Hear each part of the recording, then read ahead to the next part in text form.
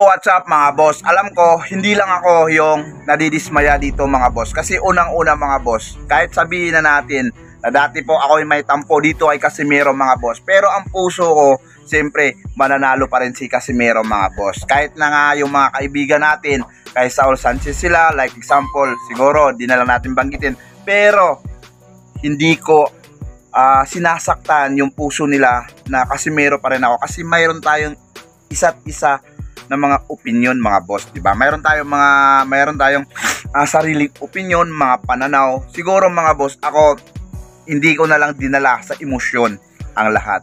Pero sasabihin ko sa inyo, dismayado talaga ako mga boss.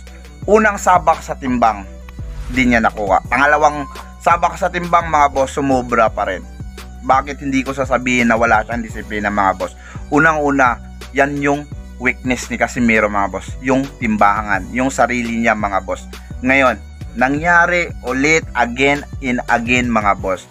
Di ba nakakadismaya yon? Kahit ikaw alam ko nadidismaya ka mga boss, hindi ako masaya. Honestly, hindi talaga ako masaya. Pero dahil nandyan na yan mga boss, kahit sabihin natin na okay, pagpalagay natin bukas laban nila, di ba? Tama.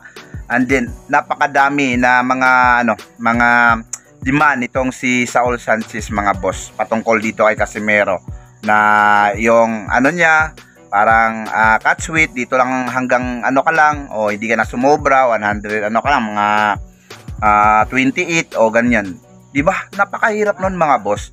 Isa pa ang pinag-usapan dito mga boss, kung mayroon kang pagmamahal at talagang mayroon kang, di ba, mayroon kang tawag nito, yung yung balik doon sa mga nagmamahal sa iyo, mga naniniwala sa iyo, sa mga kababayan mo. Dapat sana umpisa pa lang mga boss, nag-igi ka na. 'Di ba? Nakikita natin sa mga video na masaya tayo kasi bakit ito immortal na, 'di ba? Oo, nakukuha na malapit yung timbang, ilang araw pa. Pero anong nangyari? 'Di ba? Honestly mga boss, sa totoo lang alam ko hindi lang ako yung nagiging dismayado dito. Pero nagiging dismayado din kayo. To be honest mga boss. Hoping mananalo si Casimero bukas. At yun na lang talaga mga boss. Talagang alam ko kahit nga itong promotion ni Casimero, dismayado sa kanya mga boss. Oo. 'Di ba? Hindi kunting bagay yan yung timbang mga boss. Hindi kunting bagay yan. Yan po yung stepping stone mo. Oo. Na manalo ka dun sa laban mo.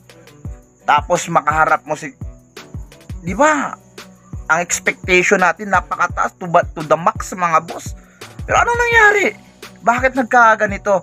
Pero sige lang, bigyan din natin ng pagkakataon, 'di ba? Na baka manalo bukas mga boss. Yun lang. Hoping na manalo. Kasi puso ko sa totoo lang, gusto kong manalo pa rin si Casimero. Salamat.